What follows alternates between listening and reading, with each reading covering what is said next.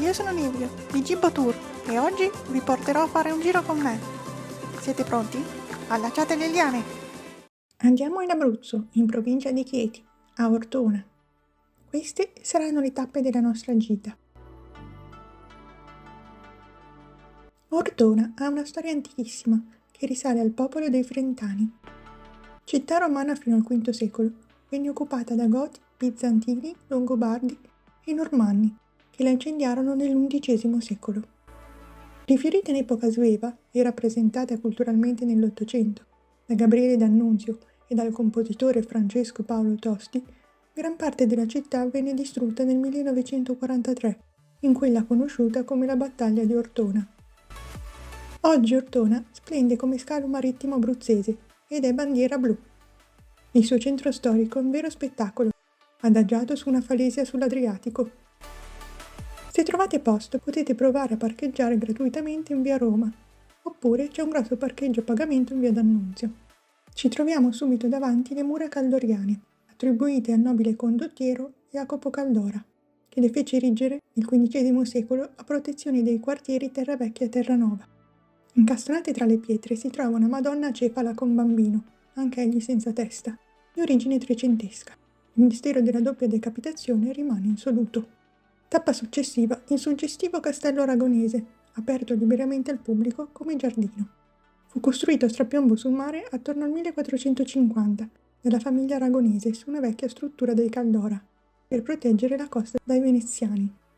Nel 1700 divenne palazzo gentilizio, ad uso residenziale della famiglia Baglioni, ma nel XIX secolo cadde in stato di abbandono e fu adibito polveriera. Una delle 4 torri originarie franò nel 1946 a causa dell'indebolimento della struttura causato dai bombardamenti della Seconda Guerra Mondiale. Da qui si vedono anche il porto e il monumento a San Tommaso, una statua del Santo Benedicente, in bronzo e rivolta verso il mare, a protezione dei viaggiatori.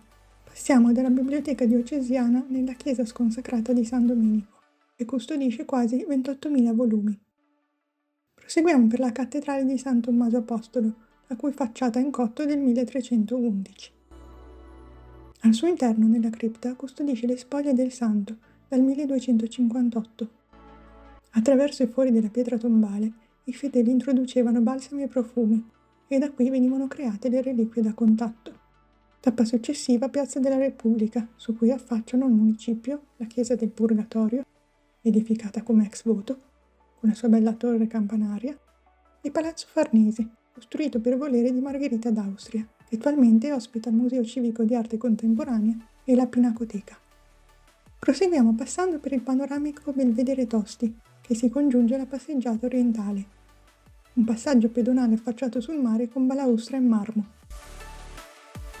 Arriviamo al Teatro Vittoria, ora Teatro Tosti, con 410 posti a sedere, è uno dei più grandi d'Abruzzo. Progettato e costruito nel 1930 dall'ingegner Tommaso Pincione, che lo dedicò alla moglie Vittoria, oltre alle rappresentazioni teatrali, era adeguato anche per quelle cinematografiche. Il vicino oratorio del Crocifisso Miracoloso, dietro la chiesa di Santa Caterina d'Alessandria, custodisce la preziosa reliquia.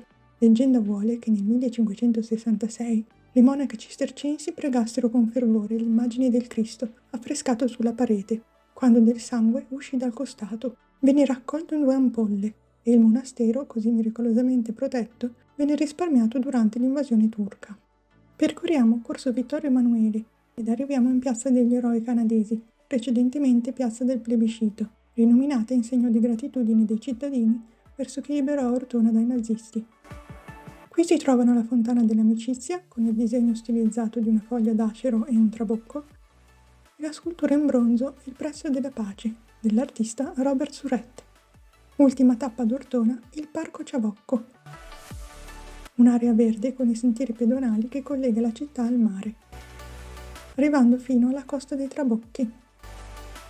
Sempre che non lo troviate chiuso per via dei cinghiali che gironzolano in zona. Qui finisce la nostra visita. Iscrivetevi al canale Gibbo Tour per nuovi itinerari. Potete seguirmi anche su Instagram e Facebook per rimanere sempre aggiornati sulle curiosità di viaggio. Siete pronti? Adagiate le liane!